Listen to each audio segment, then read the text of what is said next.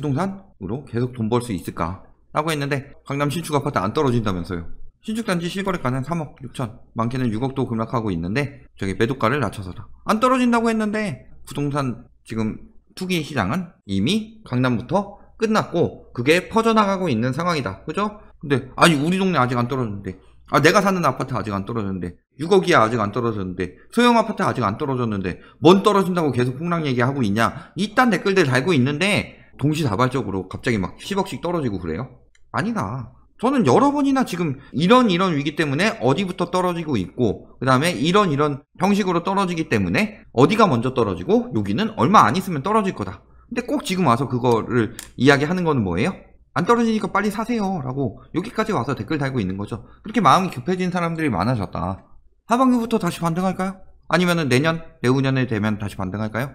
자, 첫 번째는 우리가 투기를 세 가지로 나눠봤을 때, 첫 번째 분양권 투기, 두 번째 갭 투기, 그리고 세 번째는 갈아타기인데, 제가 이거는 얘기 안 할게요. 왜냐면 갈아타기는 집값만 떨어지면 갈아타기 투기는 없다고 봐야 되죠. 그리고 이거는 반은 실거주라고 볼 수 있으니까. 네 번째는 뭐예요? 재건축 재개발 이런 상황인데 세 번째 거 빼니까 갈아타기 빼고 이 세 가지가 지금 모두 망했으니까 앞으로 투기하기 힘들어진다, 이게 하는 거죠. 자, 첫 번째 분양권 투기가 망하는 이유 뭐예요? 일단 지금 지방 공공택지까지 전매 제한 들어갔죠. 3년으로 강화, 공공택지에 대한 전매 제한 기간이 최대 4년까지 늘어나고 투기 과열지구가 아니어도 1년에서 3년까지 늘어난다. 즉 공공택지는 솔직히 3년이면 거의 소유권 이전 등기 시까지라고 보면 되겠죠. 웬만큼 지연되지 않는 이상, 지연되는 아파트라면 망한 거고, 사실은 그거는 지나서도 피 받기 힘든 거고, 보통은 3년이라면 한 2년 몇 개월 만에 지어지면서 소유권 이전 등기 되면서 3년으로 계산해서 전매가 되는 경우가 많다. 즉 잔금 치르고 팔아야 될 경우가 많더라. 그러면은 메리트가 없죠. 분양권 투기의 메리트는 뭐예요? 적은 자본금과 높은 불로소득을 얻는 수익률이다, 이렇게 볼 수 있는데, 자본금이 많이 들어가게 되면은 당연히 수익률은 떨어질 수밖에 없죠. 예를 들어서 3억짜리 아파트를 3천만원 주고 계약금 10% 내고서 중도금 대출해가지고 보통 잔금시까지 밀어놓고서 얘를 6천에 팔았다. 그러면은 사용 자본금은 3천이고 프리미엄도 3천이니까 100%죠, 수익률이. 그런데 이게 전매 제한 기간이 걸려버리면서 잔금을 내고 팔아야 된다. 그러면은 사용한 금액은 3억이 되고 3억에서 3천만원 번 거니까 10% 되는 거죠. 3년 걸려서. 그러면 연 3.5% 정도 되죠? 금액도 많이 들어가고 남지도 않는다. 그럼 누가 분양권 투기를 들어가요? 그렇다고 더 지방으로 가서 민간택지로 가느냐? 민간택지도 지방 광역시까지는 전매 강화됐죠? 그 소유권 이전 등기시까지. 여기다 추가로 수도권 모든 공공분양 아파트, 특히 풍선효과가 번진다는 수도권 분양권 실거주 의무 최대 5년이다. 로또죠. 5년은 최대 살아야 되고, 그러면은 전세금으로 메꾸는 거 안 되죠.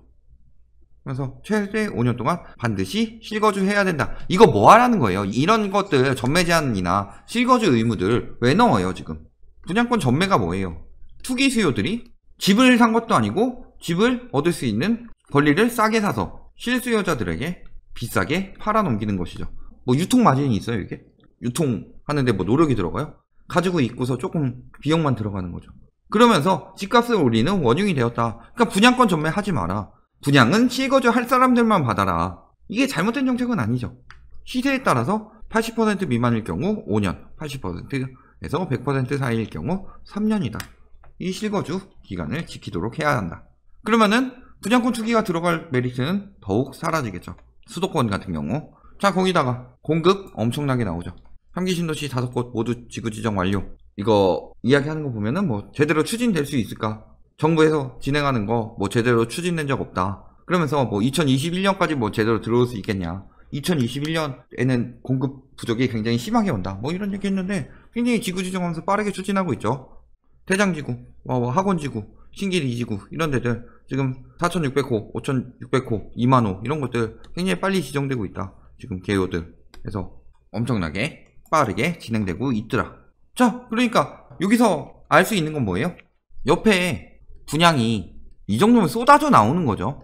공급 부족이요? 쏟아져 나오고 있죠 지금. 그 다음에 추후에 이제 분상제 이후에는 분양가 상한제 민간택지까지 걸리기 시작하면은 이 공공택지 공급뿐만이 아니라 강남의 민간택지 아파트가 굉장히 싸게 나오는데 수원이 더 비싸게 나올 수는 없죠. 그러니까 아파트도 저렴하게 나온다. 물론 공공택지도 굉장히 저렴하게 나오고요. 게다가 아까 이야기했듯이 분양권 투기 수요도 안 들어가니까 청약 경쟁률은 떨어질 수밖에 없죠. 그러면은 지금 희소성 있는 분양권 하는데 희소성 있는 분양권은 거의 비슷한 입지인데 물론 더 빨리 지어지긴 하겠지만 희소성 있는 분양권은 프리미엄이 6천이고 그래서 앞으로 2억 7천의 잔금이 남아있고 여기 청약 경쟁률 떨어지는 거는 들어가면 3억이나 그 아니면 그 이하로 나올 것이다. 그렇게 된다면은 누가 그 3천만 원의 프리미엄을 더 붙여주고 여기를 들어가요. 근데 피가 뭐 3천만 붙어요? 억대로 붙는 데도 있죠. 희소성 있으니까 그렇게 붙을 것처럼 이야기하고 있죠. 근데 하지만 실상은 옆에 비슷한 입지에 더 저렴하게 청약 경쟁률을 낮아서 실수요들끼리만 경쟁할 수 있게 나오는데 누가 그거를 피주고 사느냐. 그것좀만 보면은. 그렇죠. 그러니까 분양권 투기는 뭐다? 앞으로 그 희소성 있다는 그 분양권 가지고 지금 좀 노는 거고 나중에 청약 경쟁률 점점 떨어지면서 실수요들이 청약해도 당첨되겠네. 가점 보니까 나도 충분하겠네. 이런 생각이 드는 순간 그 희소성 있는 분양권은 마지막에 산 사람이 제일 바보가 된다. 그리고 분양권 투기는 더 이상 없을 것이다. 이런 상황이 되는 거죠. 자, 그럼 갭 투기는 어떨까요? 기존에 이미 망했다고 그랬죠. 왜? 전세가율 자체가 굉장히 떨어져 버렸으니까. 여기는 평균이고 여기는 중인데 서울 평균, 중위 이런 식으로 떨어지고 있으니까. 예를 들어서 이게 집값이 올랐기 때문이죠. 네, 전세는 2억으로 고정됐는데 집값이 2억 5천에서 3억으로 올랐다. 이렇게 생각하면은 그 갭이 5천에서 1억으로 늘죠. 그러면 요거 전세가를 따라서 끌어올릴 수 있는 상황이 됐냐? 근데 지금 거의 끝까지 올라왔잖아요. 전세가가 이미 실수요들이 더 여력이 없다. 경제 위기까지 겹치면서 오히려 여력이 떨어져서 전세가는 떨어질 수도 있는 상황인데 집값만 올라가지고 갭이 늘어났다. 누가 사요? 점점 더 수요는 줄어들 수밖에 없죠. 거기다가 지금 깡통전세 굉장히 많이 늘어나고 있죠. 전세금 반환, 보증, 사고 급증하고 있다.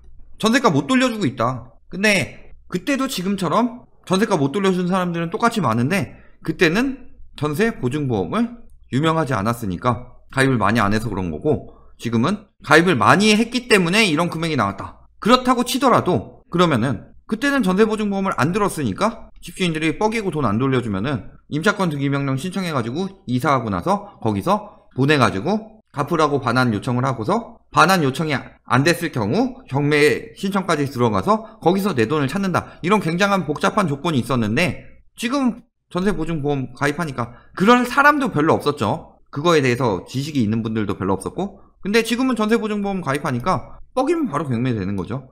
그러면서 전세에 대한 위험 신호를 감지했으니까 비아파트에 대한 전세자금 대출 중단 이거 욕 엄청 먹었죠. 결국은 다시 하긴 했죠. 근데 이런 결정까지 내릴 정도로 지금 전세시장은 굉장히 위험하다. 그나마 아파트는 낫다.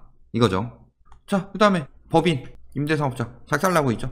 법인이 일단 작살났죠. 뭐다? 법인주택, 거래, 별도, 신고서식, 자금조달 계획서, 의무화. 법인 투기 하도 많이 하니까 자금조달 계획서 제출 의무화 시키겠다.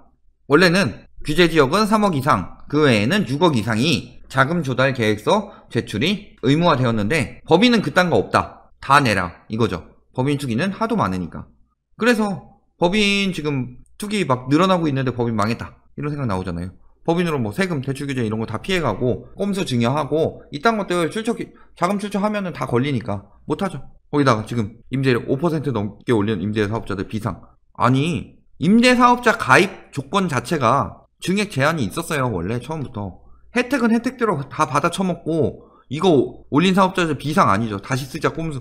이게 아니라 지금 얘네들 다 불법 저지른 거죠. 그죠? 암암리에 불법적으로 한 거잖아요. 근데 과태료 안 내고 있으니까 지금 뭐 했나 본데 이제 위반하면 과태료 수천만 원이다. 그죠? 자진신고에도 면제 안 된다. 그러니까 안 지킨 거잖아요.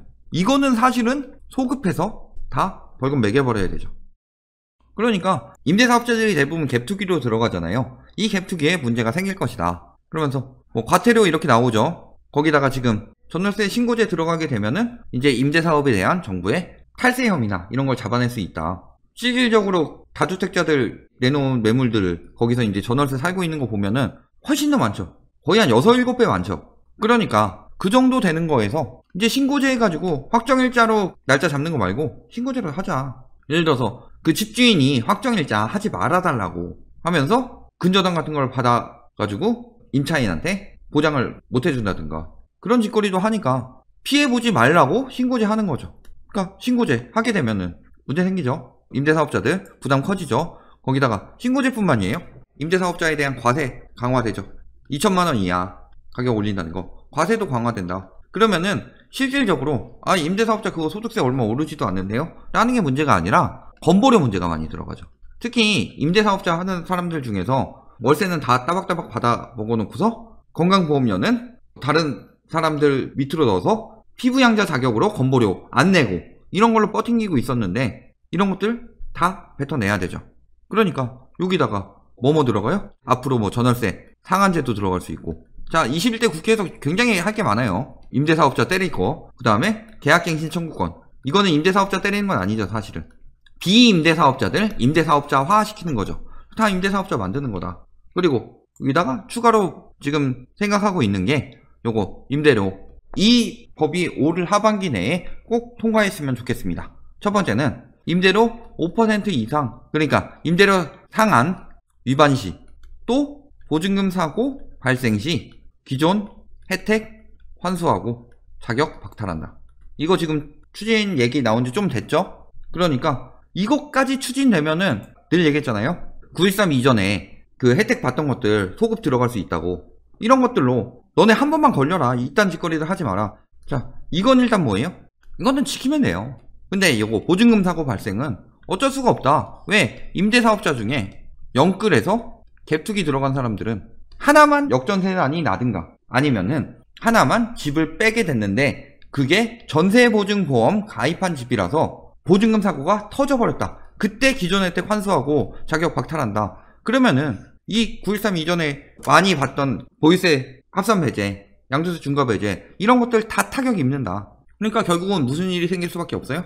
사실은 임대차 계약 기간 내에 임대사업자는 팔 수가 없는데 팔아서 과태료를 내더라도 빨리 팔아가지고 이 사고가 안 나도록 막을 거죠. 그러면은 임대사업자 갭투기 매물도 많이 쏟아져 나올 수밖에 없는 상황이다. 그리고 이번에 가능성 굉장히 높죠. 저런 것들 통과할 가능성. 자, 마지막으로 재건축 투기 봅시다. 작년부터 계속 얘기 많았죠.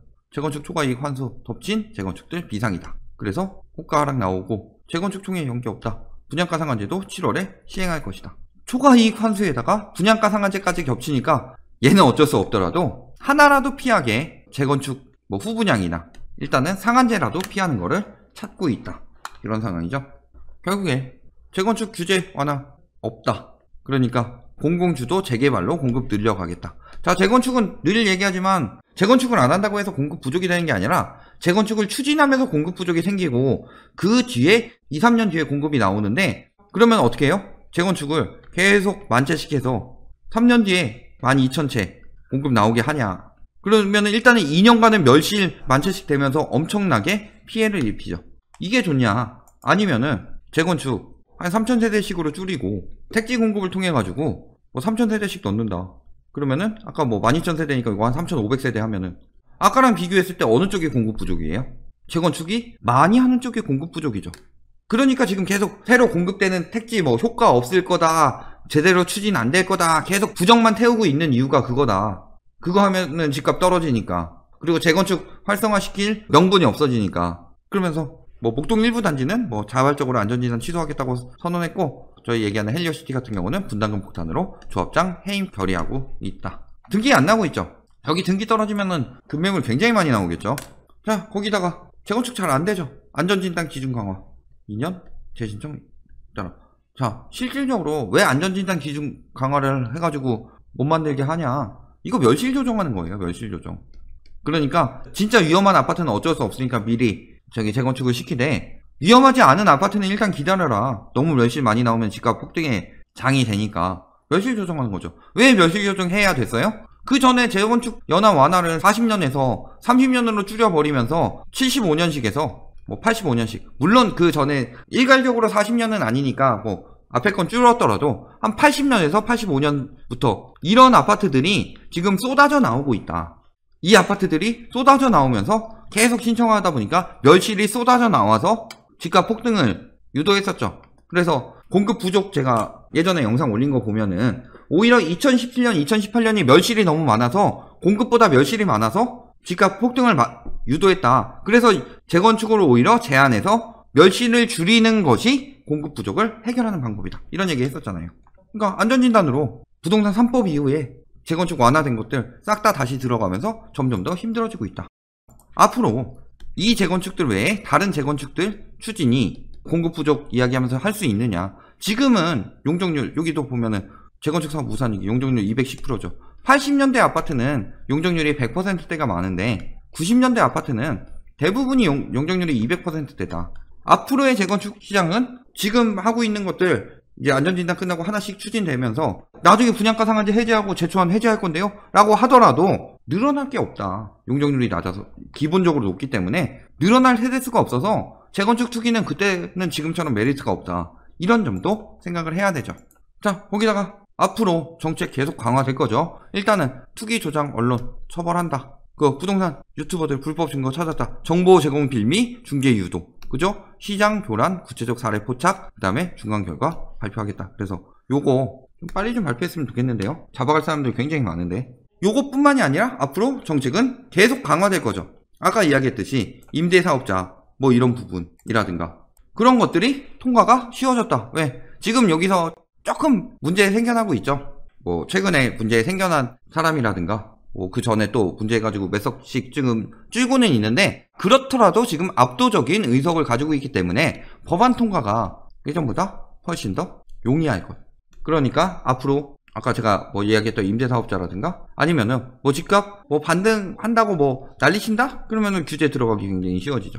그러니까 여러 가지 내용들이 앞으로 부동산을 통해서 돈 벌기는 힘들어질 것이다.